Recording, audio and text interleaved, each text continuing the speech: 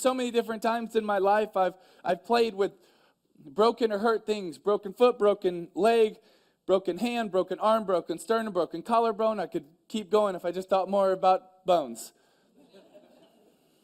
Why, man? Because I loved it. I loved playing the game. I was passionate about it. One of the reasons I even get encouraged at seeing all of you here. Do you know why I get encouraged by that? Is because you could be anywhere doing a lot of different things, but you chose to be here. Some shows don't need a celebrity narrator to introduce the show, but this show does. In a world filled with endless opportunities, why would two men who have built 13 multi-million-dollar businesses altruistically invest 5 hours per day to teach you the best practice business systems and moves that you can use? Because they believe in you. And they have a lot of time on their hands. They started from the bottom, now they're here. It's the Thrivetime show starring the former U.S. Small Business Administration's Entrepreneur of the Year, Clay Clark, and the entrepreneur trapped inside an optometrist's body, Dr. Robert Zillner. 2 men, 8 kids, co-created by 2 different women. 13 multi-million-dollar businesses. We started from the bottom, now we're here. We started from the bottom, and we'll show you how to get here. Started from the bottom, now we're here. We started from the bottom, now we're here. Started from the bottom, and now we're at the top, teaching you the systems to get what we got. Colton Dixon's on the hooks. I break down the books. Z's bringing some wisdom and the good looks. As the father of 5, that's why I'm alive. So if you see my wife and kids, please tell them hi. It's the CNC up on your radio, and now 3, 2, 1, here we go. We started from the bottom, now we're here. We started from the bottom, and we'll show you how to get here. Started from the bottom, now we're here. We started from the bottom, now we're here. We started from the bottom, now we're here. We started from the bottom, and we'll show you how to get here. Started from the bottom, now we're here. We started from the bottom, now we're here. Paul Pressey, how are you, my friend? I'm doing well, Clay. How are you? Doing great. Thank you for letting me harass you and to marinate with you today, my friend. That's my word. Well, I know. Well, the thing is, I heard you say marinate. It touched me in a spiritual way. So I've just taken that word and adopted that word here. Okay. Now today we're going to be talking a little bit about your journey from Richmond and before to the NBA. And now currently you're an assistant coach with the LA Lakers. Is this correct? Yes, I am. How are you enjoying your tenure there with Coach Scott and the Lakers? Wonderful. I mean, it's new to me. I mean, LA is a different kind of city. Okay. One, the traffic is unbelievable. Yeah. I don't get on the expressways very much, so I stay on the side streets. But the location where I'm in, I'm pretty comfortable where I am because I don't have to hit the highway very much. Now, before we hop right into it, I'm curious, just on a basketball level, have you ever been tempted to install the Coach Richardson, 40 minutes of hell style defense on the NBA level? Have you ever thought about trying to? No, I mean, other than playing that way. Okay. When I was a player and did incorporate some things with some of the teaching things with some of the players, teach them some of the things that Nolan have taught me over the years of how to defend. So. Other than that, no, I never did it as a head coach because I've never been a head coach. Okay. Well, today, we were talking about overcoming adversity and your path to really get to where you are. I mean, you played in the NBA for 11 seasons, if I'm correct. Yes. You've coached on 6 different teams. I can't count them, but a lot of teams. I can run them off for you, but Now, now tell me, how did you grow up? I mean, take me back to Richmond or before. What kind of house did you grow up? What was your environment? Wow. Youngest of 8, 6 girls and 1 brother. Williamsburg, Virginia is where my roots really are. Okay. Probably, I would say 200 people in my community. Really?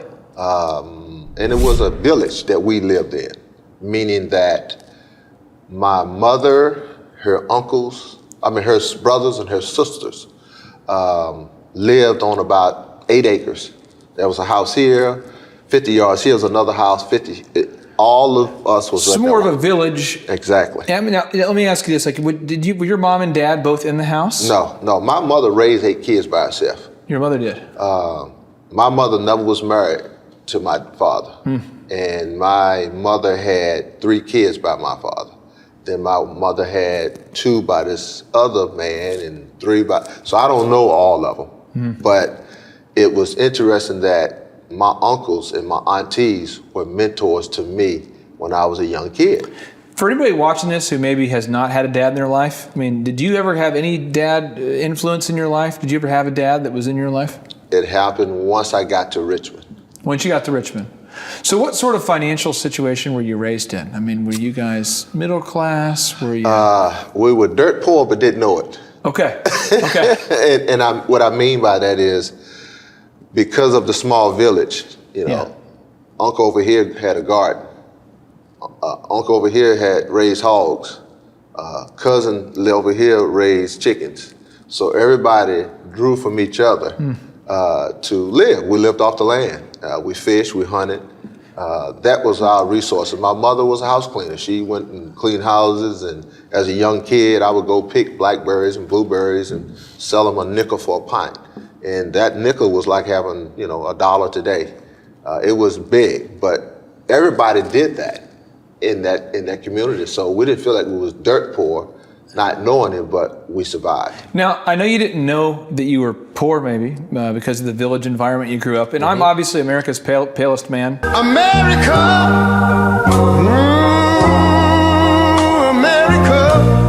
So I've never really had to deal with any kind of racism other than people who are afraid of ghosts or albinos, you know, that kind of thing. But did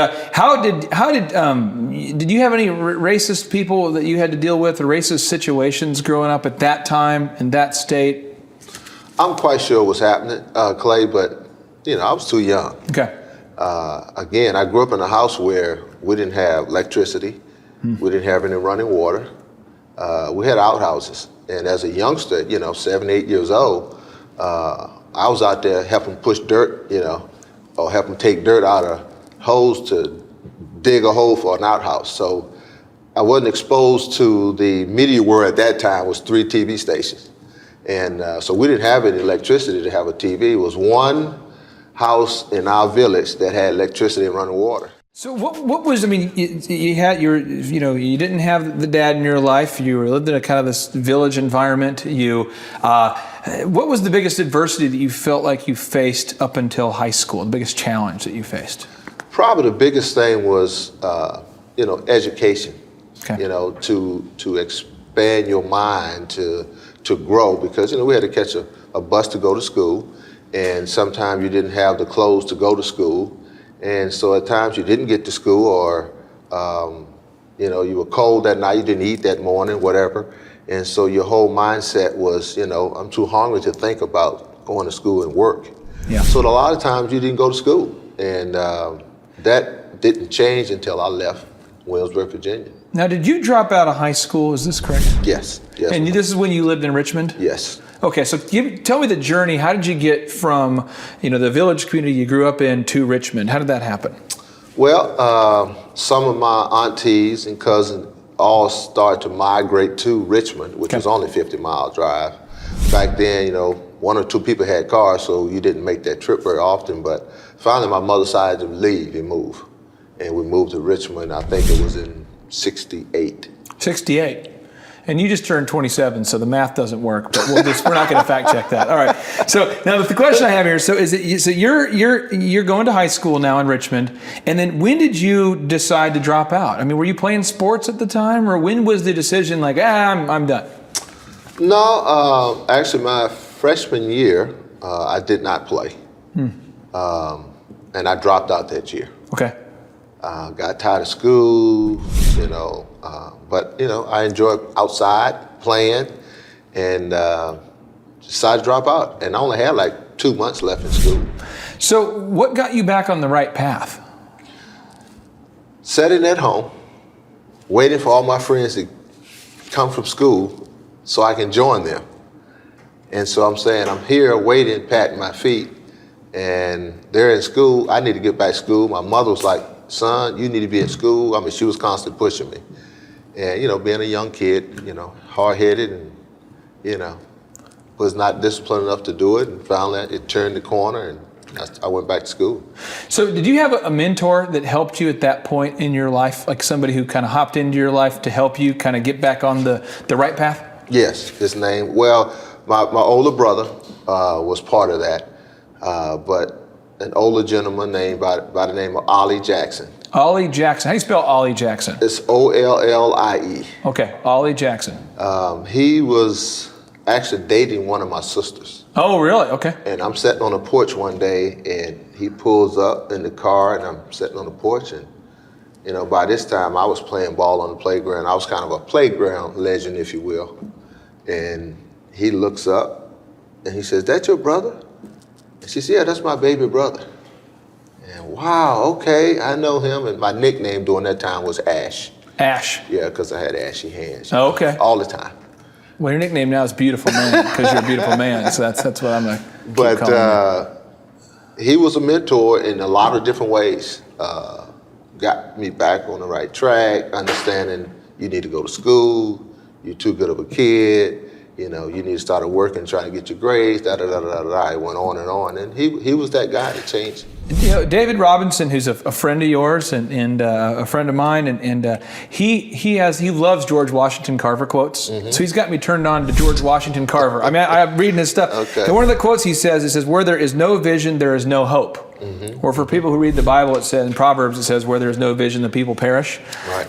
Did you not have any hope before this guy and your brother kind of helped you? I mean, you got to a point where you'd lost hope. Is that why you dropped out, you think? I just think there was so much going on. Okay. Again, when I was in Williamsburg, Virginia, life wasn't hard. Okay. You didn't have to worry about electricity bills. You didn't have to worry about paying water bill. The house we lived in was paid for. Yeah. Because the land itself was already taken care of. Okay. There was a shotgun house with 3 rooms in there, and there was 8 kids staying in there. So, can you bring some knowledge to the folks who maybe are just now in college about what a shotgun house means? Because I don't think a lot of people watching. There's about a third of the people are like, shotgun house. Is he like in some sort of a militia? What's going down here? So tell us what that means. It's a tunnel vision. I mean, it's a straight look through the house. Okay. And there's a room here, there's a room here, and there's a room there. I mean, it's all straight down. That's why they call it. You can take a shotgun and shoot straight through it. Okay. But coming from there, yeah, living in that town of Williamsburg, Virginia, you didn't have all those other issues of taking care of bills. And once I moved to Richmond, now you got these other bills that you have to take care of. With my mother being a single parent, and now still raising kids. Most of my older siblings were already gone by then, but 3 of us were still there, my younger sister and my older brother. So we were in the house. She still had to take care of us by herself. Yeah. And so the bills piled up, and it was hard for her to continue to try to. So we went from being so-called dirt poor, but really living good, okay, and moving to Richmond and going into poverty, if you will. Yeah. And now she's on government assistance.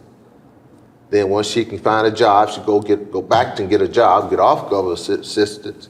Then if it didn't work out again, she had to go back. So that really was hard for her. And I watched my mother go through this. Yeah.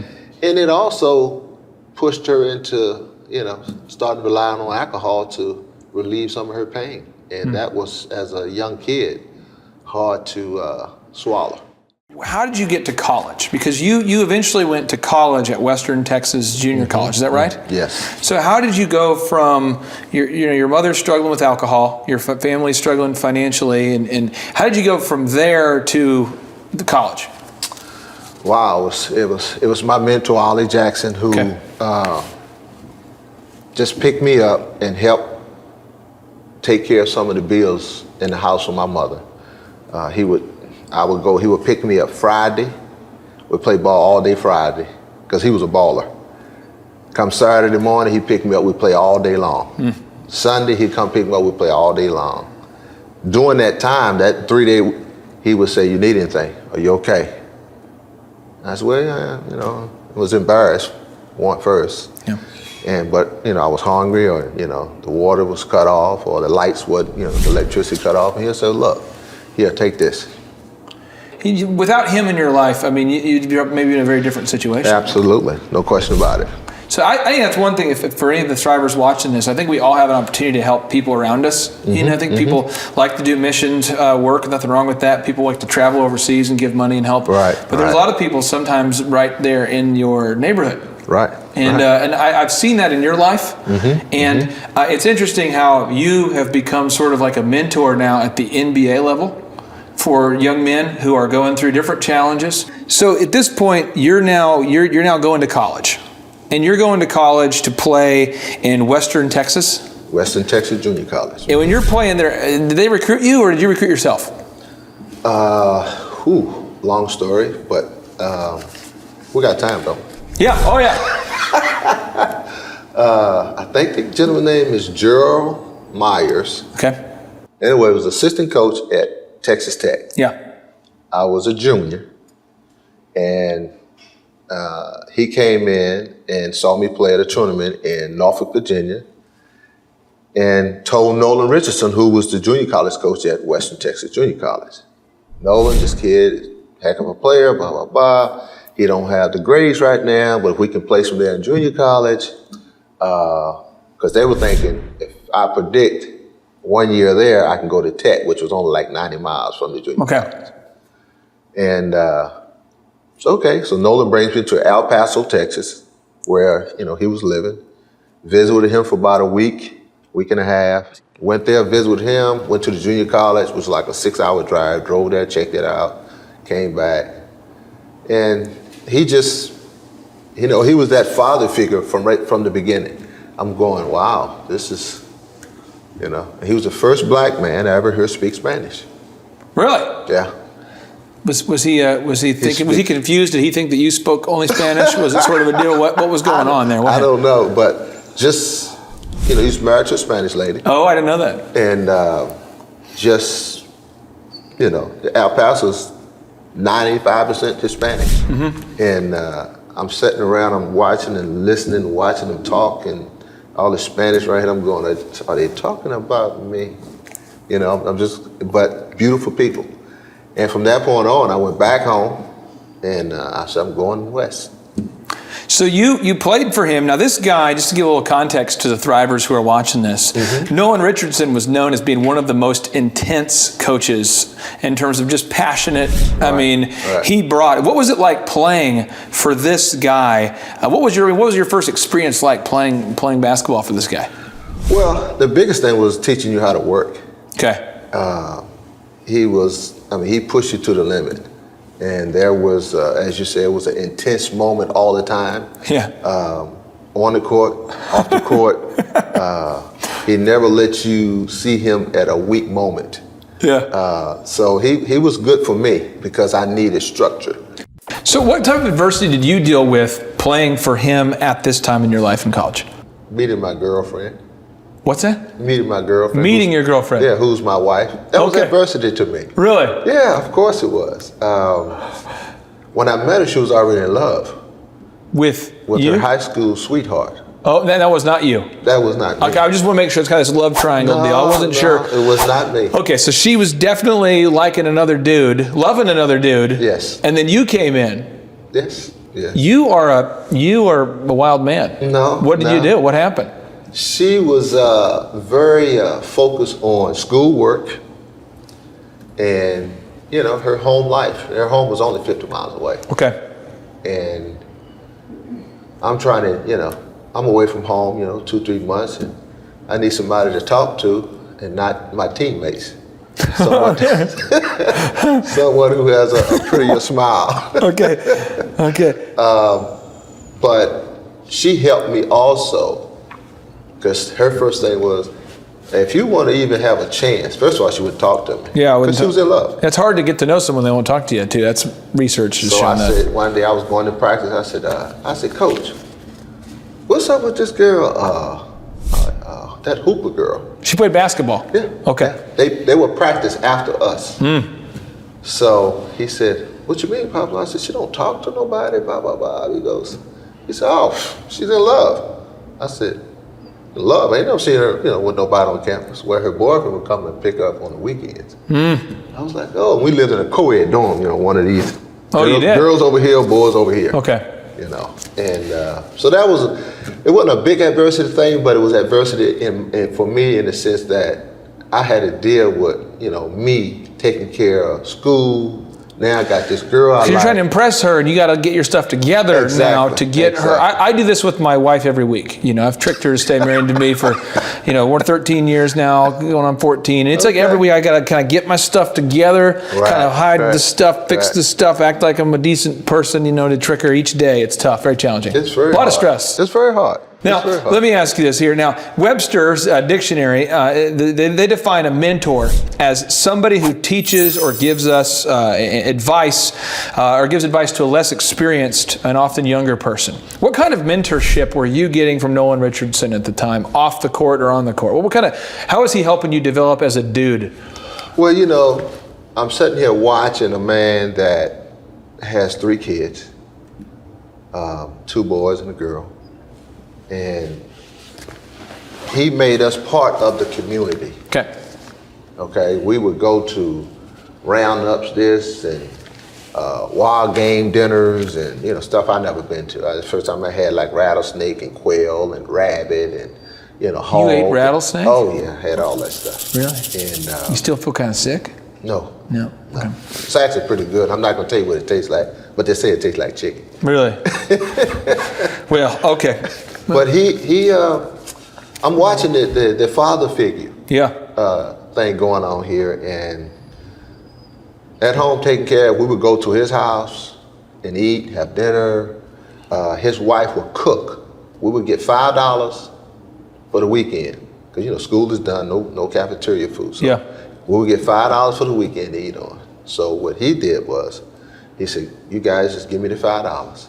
And I pooled it all together. My wife would cook for you guys. We would get Saturday, we get breakfast, lunch, and dinner. Okay. Saturday and Sunday. So I'm watching this, him taking care of us on the weekend. He didn't have to do this. He said, you got your $5, good luck to you.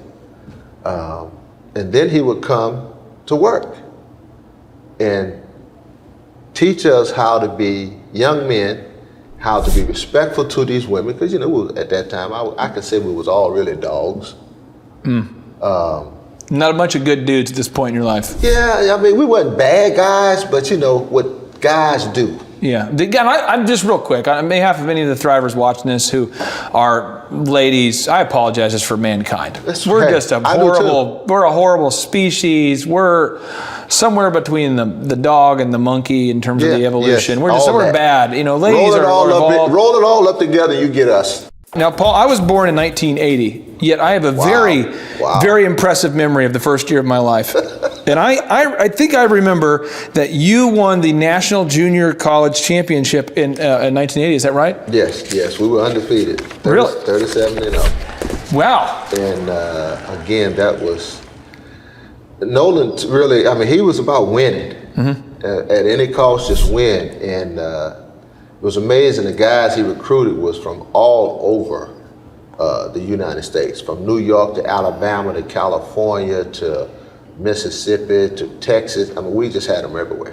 Now, you guys, after you won the championship, you didn't go to Disney World. No. But apparently you guys we're going to go to the next best thing. And people who are watching this who aren't aware of the next best thing, you got Disney World, and then there's Tulsa, Oklahoma. It's right in that top tier. So you guys we're close to Branson, though. Tulsa's the birthplace of tourism, and then Branson just feeds off of that. Okay, so many people, this spills over. People just come from miles to seaside farms and stuff. So now walk me through this transition from Western Texas to the University of Tulsa. How many players did Nolan choose to take with him from the junior college team up to the Division I level? Very interesting. This is going to really mess you up, but it's a true story. The rattlesnake thing messed me up. I'm still trying to just kind of get my bearings here. When he took the job there, it was, I think, 6 spots he needed, maybe 7 spots he needed to fill. And so, I got hundreds of letters to go through schools all over the United States. And his wife had, had all the letters, today I wish I had them. Just to have them in a box and be that treasure you can open up and just reminisce a little bit. Marinate. But God knows where they are. But my wife, or at the time my girlfriend, also played, and they had a very good team. So at that time, now I'm past that side where I'm in love now. Oh, you've made the transition. Oh, yeah, I made the kinda transition by not then. totally a man bear pig. Now No, you're kind no, of starting no. to be nice. Are you opening doors? Because I was a one lady guy. Yeah. You know, it was just, I had 2 women in my life. So you were going to class, you were going to school, you're being not a complete man bear pig. Now you're kind of civilized, refined, that kind of thing. It kind of, you know, kinda it getting caught along. up with me a little bit. It's like, you know what, this is where I need to be. Yeah. And part of that was from my upbringing of watching my aunties and my uncles and all them, Yeah. you know, take care of their household. Okay. So I'm in love with her. Yeah. So Nolan, first thing he does is, he said, I am going to recruit her first. Really? If I recruit her, he coming. Really? Absolutely. So it was like first female point guard on the men's team, or what happened? How'd that go down? Well, he recruited my wife and 3 of her teammates. Really? Went to Tulsa. And then Nolan brought myself, David Brown, Greg Stewart, and Phil Spradlin.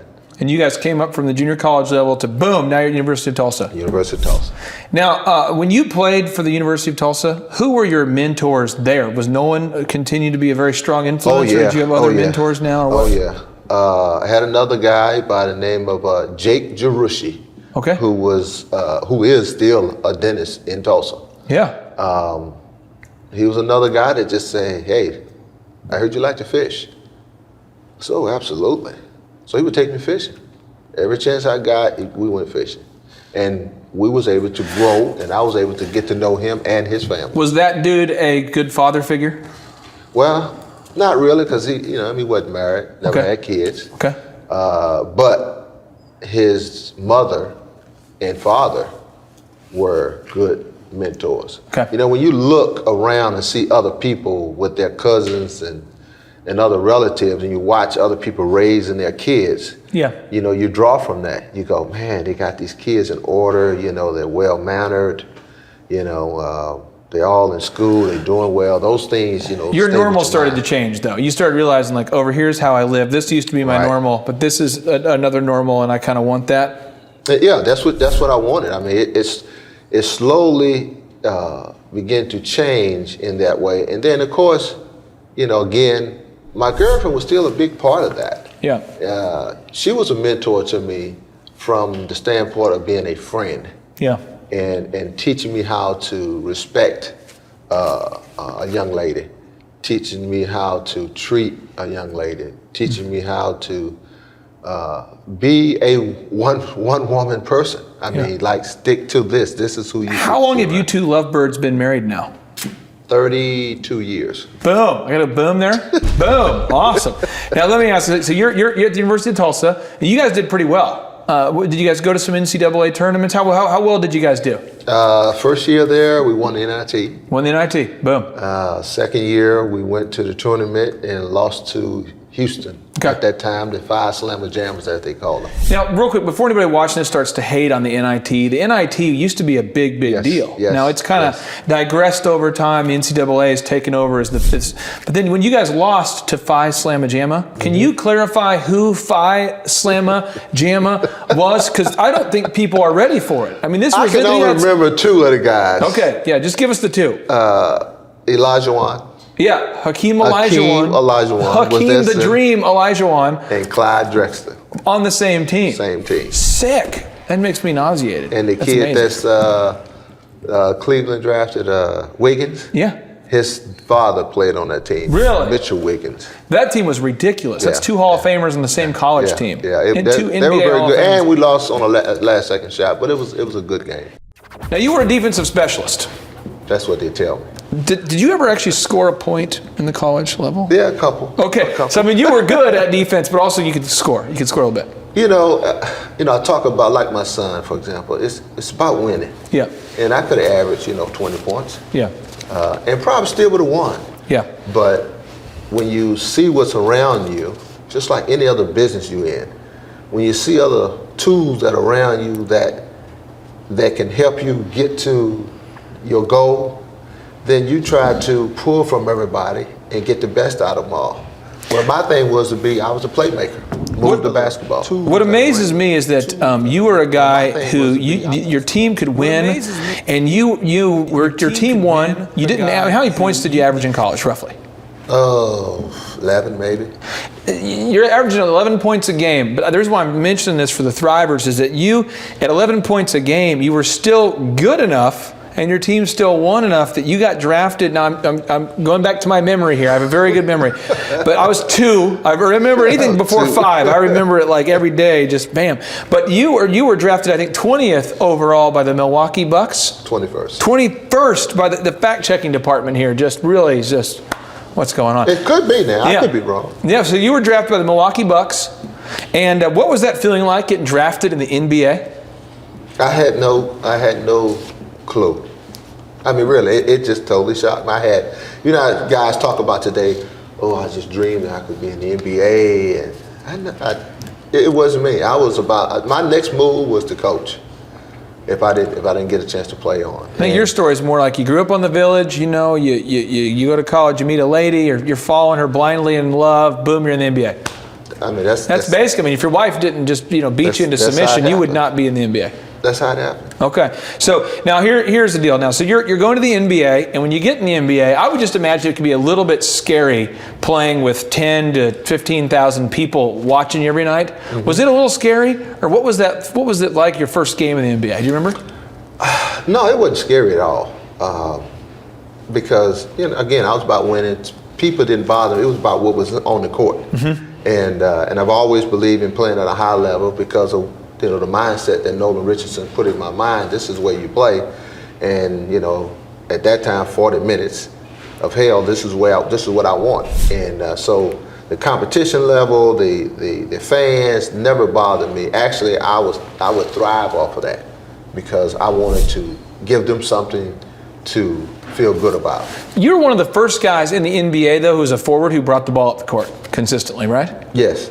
I mean, you were one of the first dudes. I've watched some NBA games. They talk about how you're one of the first dudes to do this. They call it a point forward. Point forward. So the point guard, I was a forward playing the point, running the offense. And Don Nelson, who was my head coach at that time. Don Nelson, by the way, has got some weird coaching philosophies that then get accepted later as being normal, right? Well, he was the first one to go after the European players, the first one to really do the point forward. He's just kind of a little bit ahead of his time all the time, isn't he? Winner, just a winner. The thing that I learned from him most of all was the fact that he was able to get the most out of his players. If you was a shooter, he put you in position to. That's all you could do. If you was a rebounder, I mean, if you was a like I was a defender. Yeah. I could handle the ball. I could get to the basket and shoot. I mean, I could make open shot, but that wasn't my strength. Yeah. So he said, I want you to get the ball to my players like Moncrief and Marcus Johnson, Bob Lanier. These are the guys that can score. So. Would it look like me shooting 12 shots when you got these guys that can score? Now, for anybody who's watching this, who maybe is struggling kind of in a funk, if they're watching this and they haven't had the kind of mentorship that you had that helped you go from the village mm-hmm. to the NBA, what advice would you have for that person? I think the biggest thing is you got to find people that you trust. You got to find some people that you trust,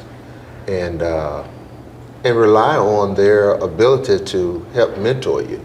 That's basically what I did. I mean, it just didn't happen. Even when I got to Milwaukee, now, I'm married right out of college, and I meet this couple in church. My wife first said, "We got to find a church home," And I said, "Okay, let's go to some churches." And we met Oscar and Jimmy Johnson, mm-hmm. who was mentors to us again, because then once we started our family, they were the people that helped us raise our kids because they had 2 boys. And, so they was raising the kids, going to church, going to work, going to Bible study, And I'm going, this is all right. This is cool.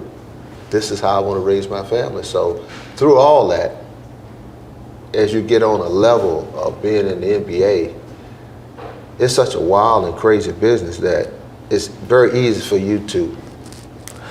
And I want to bring that up because, Napoleon Hill, the author, I'm a big fan of him, best-selling author. He has this quote where he says, every adversity, every failure, every heartache carries with it the seed of an equal or greater benefit. With 3 kids, you're trying to raise 3 kids, you're in the NBA. Not yet. I didn't have 3 yet. How many kids did you have at this point? Do you have any kids yet when you're in the NBA? When did you have your first child? 84. So you're in the NBA for about 2 years before you had any kids. Yes. As you're, though, trying to be a family man, like Wilt Chamberlain as an example. He describes in his book, The NBA Life, in pretty vulgar detail, but basically there's just a lot of temptation from no sex doubt. to drugs to alcohol to nightlife to whatever. What kind of challenges did you face as you're, trying to keep a family together at the NBA level? What's that like? The biggest thing for players, especially married people, that your time off. During the season, your relationships are pretty good because you get that break. Okay, I see you in 3 days. I'm going on the road. Come back. Oh, I love you. You love me. And you go again. You go back out for 2 or 3 days. So you get that break. But the summertime when it hit, back then, you used to could play in a lot of charities events, whether it was bowling, golf, whatever, and you would go. But that whole time, if you got a family, you leaving your family home, and you go and do these events. By the time you come home for 2 days and you got to go to this other one, these events is like 4 or 5 days. So now you don't have no time with your family. So at some point, where do you learn to grow and bond? My thing was to override that, and I didn't know I was doing this, Clay. I said, you know what? If you want me to come to this event, I had 1 child at the time. I said, I got to bring my wife and my kid because I wanted to learn and know my wife and my kid when I'm not constantly going. That's one thing as I've got to know you and David Robinson and Dr. Zellner and different guys who I've talked to have been great mentors on the Thrive team. The idea that they keep mentioning that the importance of bringing your wife with you on it. My wife's on the set today, which is why if I keep drifting my focus, That's it's because why I'm trying to help you out on I'm this, trying to hit on her. I'm just kind of look over here, I'm just trying to, so I keep going, hey. That kind of, but seriously, bringing your wife with you and incorporating your wife and your kid in your business. I bring my son up to work all the time. People are like, what's he doing? Right. I bring him up there because, he's a big part of my life and I want him to know what's going on. Right. And someday, I'd like him to be involved and work with him. And I think that's awesome. Now, I want to ask you this, though. You played in the NBA with some crazy dudes. You played with some awesome players. Question number 1, you played 11 seasons in the NBA, and you've coached now for, I think, what?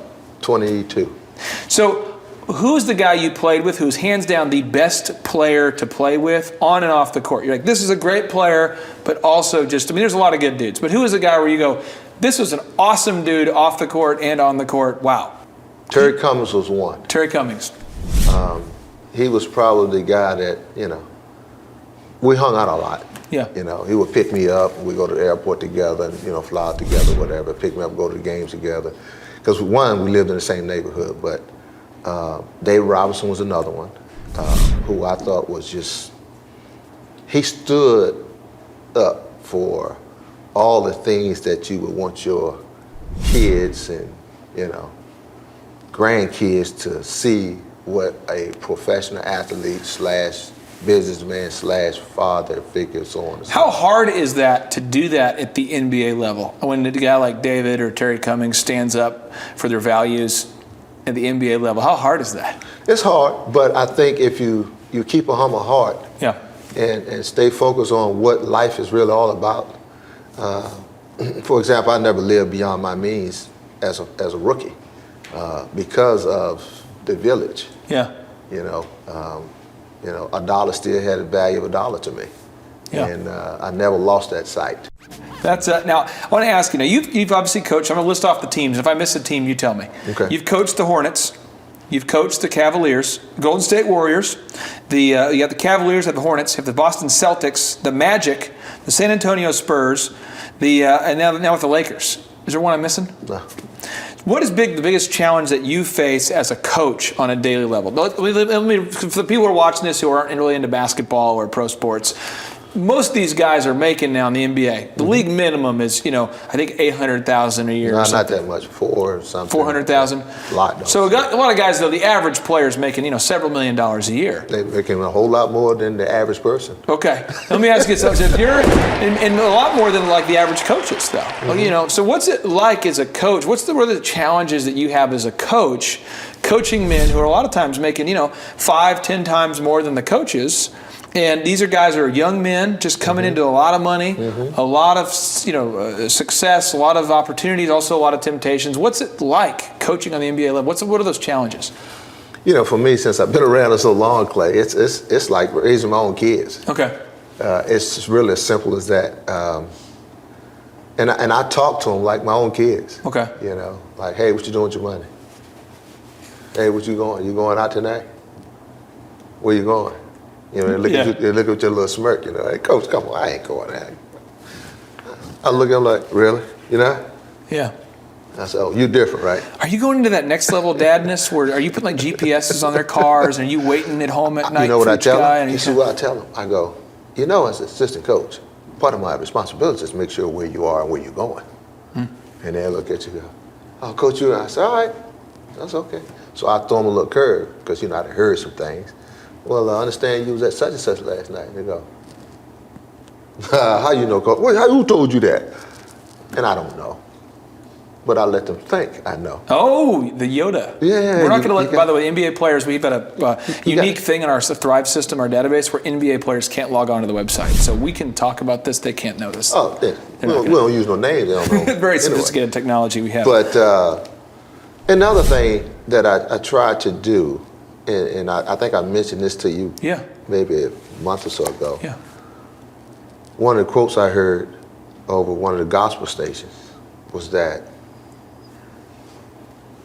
about mentorship. Yes. And mentorship, which it just hit home, was like mentorship is wisdom without pain. You called me, and you called me. Yeah. You're like, hey, I want to tell you this. Yeah. And I think that's huge. Wisdom without pain. And that being said, is to share your experience. Yeah. And your heartaches. Yeah. And your hard times that you've been through. Yeah. Okay. With these young people or even your peers, to say, I'm telling you this, I'm sharing this with you, so you don't have to deal with some of the pain that I dealt with when I dealt with it. Yeah. So to me, that's part of the mentorship that, I'm trying to help you grow so you won't have to deal with it.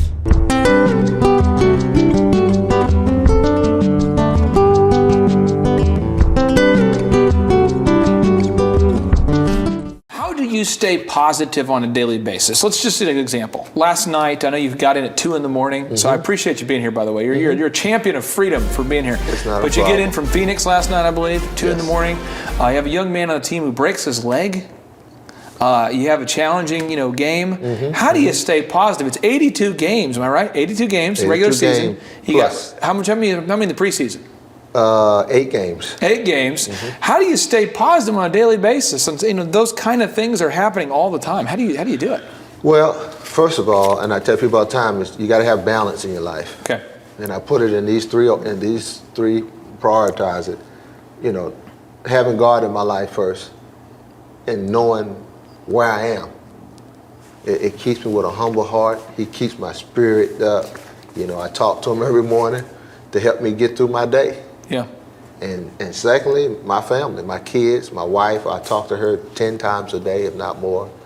I have grandkids. Oh, really? And I try to FaceTime them so they can see my face, hear my voice, especially my youngest one, who's only going to turn 2 in a couple months. But that helps keep balance for me. Yeah. And then it's my job. So when I get to my job, my life is already laid out for me. And then when I get to, to talk about my family, I know why I'm here, to help take care of them and continue to mentor them and love my wife and, help lift her up. And she, we draw from each other. So by the time I get to work, I'm all joy, nothing but smiles, and I pass that on to the young men that I coach every day. Now, in your journey from, as we kind of come full circle here, last question I have here for you. As you come from, the village now to the NBA, a lot of people go from the village to the NBA, from the village to the top of their career, from somewhere to the top, and then they explode. They're like, so when they get to the top, it's like they blow up. It's like the space shuttle that doesn't get into the atmosphere. Here's a line for you. I say it all the time. I said, you must go through the process before you get the product. So a lot of times people, like you said, boom, get the product. Yeah. They ain't been through nothing and have not absorbed that information. Okay. They've seen it, they haven't paid attention to it, they just went through it. Yeah. They didn't learn anything. And to go through the process, meaning you have to learn. As my mother said, well, you gotta learn to crawl before you can walk. You gotta learn the little steps before you get to the big steps. And so when you get to the big steps, you know how hard it was to crawl. Yeah. But if you do have that product without without going through the process, you don't really know how to handle it. Or if you kind of get the wealth without the wisdom, I guess the proverb says it's a wealth gained through folly. As quickly it basically disappears. So you're just saying you got to get that foundation going here. You got to have it, and and I want to give you two stats. Yeah. One of the stats in the NBA life is 80+% divorce rate. Yeah. 80%. Active / non-active. 80% of divorce rate. Now, you look back and you go, how did all that happen? Y'all had all the fame, all the money, you're stabilized. It's all the things that I'm talking about, foundation. Yeah. Commitment, having God in your life. We all make mistakes. Yeah. I mean, I wasn't perfect, but at the same time, when you make a mistake, are you willing to change? Are you willing to sacrifice and willing to give yourself to other situations and other people? Well, a lot of them don't feel that they have to until they hit rock bottom and then lose everything. The other thing is, if you really look back on some of you flash back and watch a lot of the interviews with some of the players, for example, and they talk about, what they're thankful for, God blessed me, with the ability to play, and they go on and on. And they said, and my mother, and my mother, and my mother, and my mother, and you very rarely hear them say anything about my father and my mother, or my mother and my father. Yeah. It's just in single parenting. Yeah. So now when we get these kids on a professional level, and we're talking to them, trying to get them to do certain things on and off the court, they don't know how to respond to us as a male figure. So it's tough for them. So now you have to hold their hand, because that's the first thing I hit him with. That's how you doing? I said, how's your mom and dad doing? Well, my mom, I don't know. My dad is, So now I know how to approach him. Yeah. I know how to find out where he is and how can I help him. And I'm not going to be your mother, because you already got that. This is what you have to do. Trust me, I'm not going to tell you something that's going to hurt you, because I want you to have success. You have success, I have success. The organization has success. I've done that from my first day of coaching in the NBA. I have one little mentorship tip I thought you could give the guys tonight before the game. Or it's tomorrow, I think you're playing. Tomorrow you're playing the Clippers. Just a few tips that you could sprinkle around the locker room. This is just tips I have. I was really good in like 7th grade. Can you get rid of 3 guys, 3 starters? Yes. Well, tip number 1 I've got is they need to do the old left-hand scoop shot more often. You don't see the left-handed scoop shot very much. That can happen because we got about 3 or 4 left-handed guys on our team. I want to see more. You just talk to the guys. Hey, you guys might want to do. Kobe could try that. It might help him a little bit. And then the whole runner. You don't see enough runners. And then the third tip I have is the backboard. That's our friend. That's no my question. friend. That's their friend. I like the It's backboard. okay. So I like the backboard. Hey, thank you for letting me harass you, my friend. It's my pleasure, Clay. All right.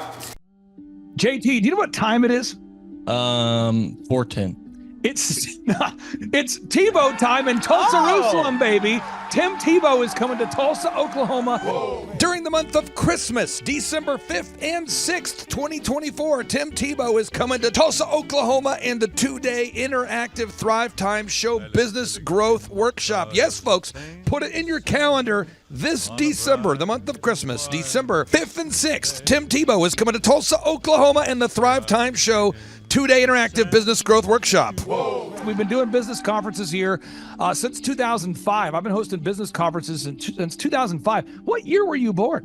1995. Dude, I've been hosting business conferences since you were 10 years old. And a lot of people, have followed Tim Tebow's football career on the field and off the field. And off the field, the guy's been just as successful as he has been on the field. Now, the big question is, JT, how does he do it? Well, they're going to have to come and find out because I don't know. Well, I'm just saying, Tim Tebow's going to teach us how he organizes his day, how he organizes his life, how he's proactive with his faith, his family, his finances. He's going to walk us through his mindset that he brings into the gym, into business. It is going to be a blasty blast in Tulsa, Jerusalem.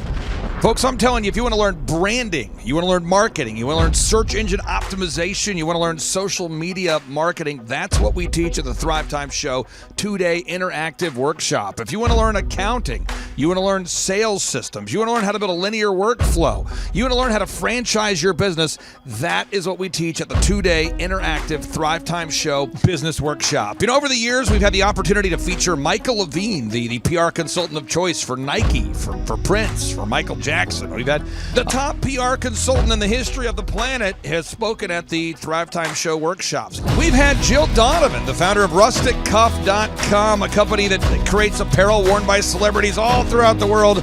Jill Donovan, the founder of RusticCuff.com, has spoken at the 2-day interactive Thrivetime Show business workshops. We have had the man who's responsible for turning around Harley Davidson, a man by the name of Ken Schmidt.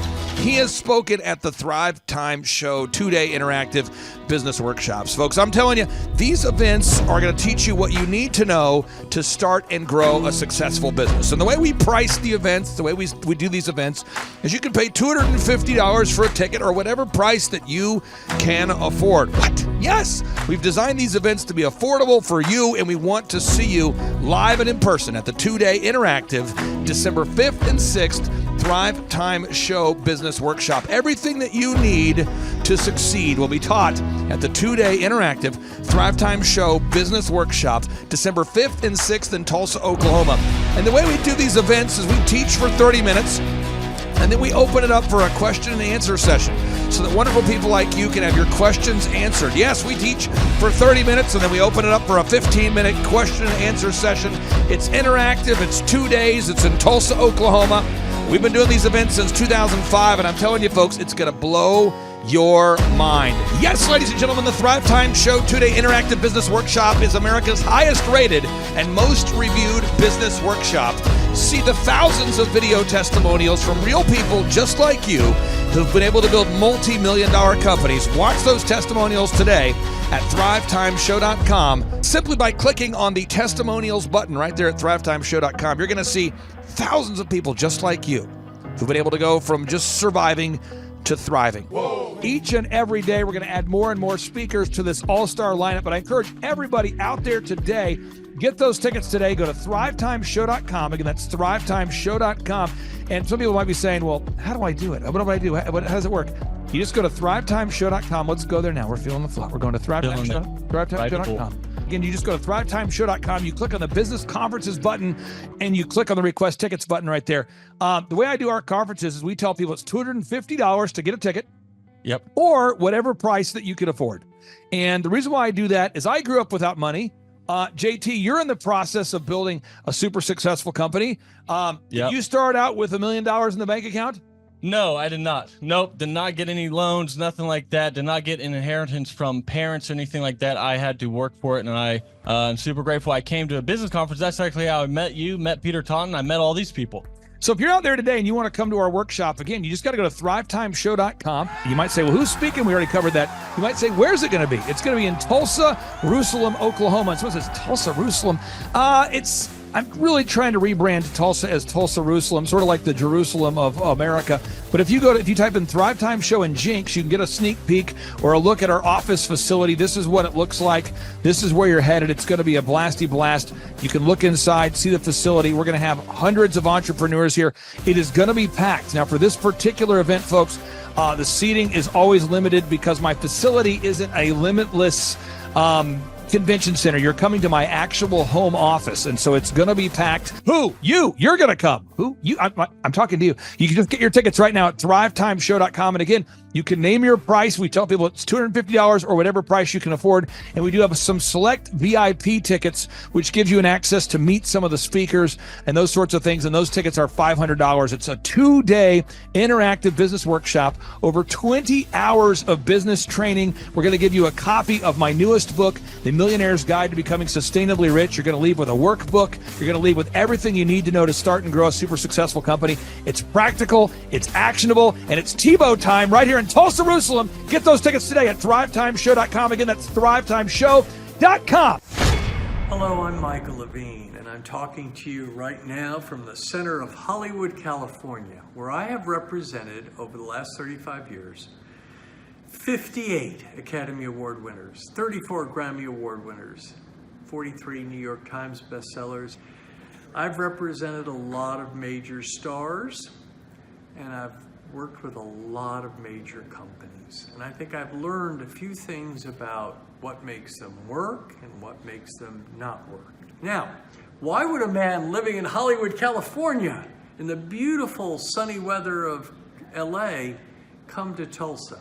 Because last year I did it, and it was damn exciting. Clay Clark has put together an exceptional presentation, really life-changing, and I'm looking forward to seeing you then. I'm Michael Levine. I'll see you in Tulsa. Thrivetime Show 2-day interactive business workshops are the world's highest rated and most reviewed business workshops because we teach you what you need to know to grow. You can learn the proven 13-point business systems that Dr. Zellner and I have used over and over to start and grow successful companies. I mean, we get into the specific steps on what you need to do to optimize your website. We're going to teach you how to fix your conversion rate. We're going to teach you how to do a social media marketing campaign that works. How do you raise capital? How do you get a small business loan? We teach you everything you need to know here during a 2-day, 15-hour workshop. It's all here for you. You work every day in your business, but for 2 days you can escape and work on your business and build these proven systems so now you can have a successful company that will produce both the time freedom and the financial freedom that you deserve. You're going to leave energized, motivated, but you're also going to leave empowered. The reason why I've built these workshops is because as an entrepreneur, I always wish that I had this. And because there wasn't anything like this, I would go to these motivational seminars, no money down, real estate, Ponzi scheme, get motivated seminars, and they would never teach me anything. It was like you went there and you paid for the big chocolate Easter bunny, but inside of it, it was a hollow nothingness. And I wanted the knowledge, and they're like, oh, but we'll teach you the knowledge after our next workshop.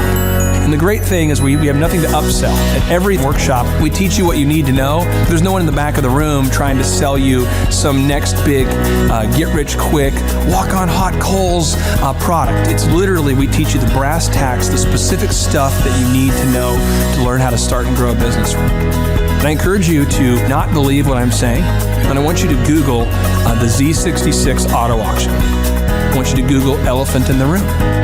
Look at Robert Zellner and Associates. Look them up and say, are they successful because they're geniuses, or are they successful because they have a proven system? When you do that research, you will discover that the same systems that we use in our own business can be used in your business. Come to Tulsa, book a ticket, and I guarantee you it's going to be the best business workshop ever, and we'll even give you your money back if you don't love it. We've built this facility for you, and we're excited to see you. And now you may be thinking, what does it actually cost to attend an in-person 2-day interactive Thrivetime Show business workshop? Well, good news. The tickets are $250 or whatever price that you can afford. What? Yes, they're $250 or whatever price you can afford. I grew up without money, and I know what it's like to live without money. So if you're out there today and you want to attend our in-person 2-day interactive business workshop, all you got to do is go to thrivetimeshow.com to request those tickets. And if you can't afford $250, we have scholarship pricing available to make it affordable for you. I learned at the Academy in Kings Point in New York. Acta non verba. Watch what a person does, not what they say. Good morning, good morning, good morning. Robert Kiyosaki, the Rich Dad Radio Show. Today I'm broadcasting from Phoenix, Arizona, not Scottsdale, Arizona. They're close, but they're completely different worlds. And we have a special guest today. Definition of intelligence is if you agree with me, you're intelligent. And so this gentleman is very intelligent. I've done this show before also, but very seldom do you find somebody who lines up on all counts. And it's a Mr. Clay Clark. He's a friend of a good friend, Eric Trump. But we're also talking about money, bricks, and how screwed up the world can get in a few and a half hour. So Clay Clark is a very intelligent man, and there's so many ways we could take this thing. But I thought, since you and Eric are close, Trump, what were you saying about what Trump can't, what Donald, who's my age, and I can say or cannot say? First of all, I have to honor you, sir. I want to show you what I did to one of your books here. There's a guy by the name of Jeremy Thorne, who was my boss at the time. I was 19 years old, working at Faith Highway. I had a job at Applebee's, Target, and DirecTV. And he said, "Have you read this book, Rich Dad, Poor Dad?" And I said, "No." And my father, may he rest in peace, he didn't know these financial principles. So I started reading all of your books and really devouring your books. And I went from being an employee to self-employed to the business owner to the investor. And I owe a lot of that to you. And I just wanted to take a moment to tell you thank you so much for allowing me to achieve success. And then I'll tell you all about Eric Trump. But I just want to tell you thank you, sir, for changing my life. But not only that, Clay, thank you, but you become an influencer. More than anything else, you've evolved into an influencer where your word has more and more power. So that's why I congratulate you on becoming. Because as you know, there's a lot of fake influencers out there, too, or bad influencers. Yeah. So anyway, I'm glad you and I agree so much. And thanks for reading my books. Yeah. That's the greatest thrill for me today. Not a thrill, but recognition is when people, young men especially, come up and say, "I read your book, changed my life. I'm doing this, I'm doing this, I'm doing this." I learned at the Academy in Kings Point in New York. Acta non verba. Watch what a person does, not what they say. Whoa.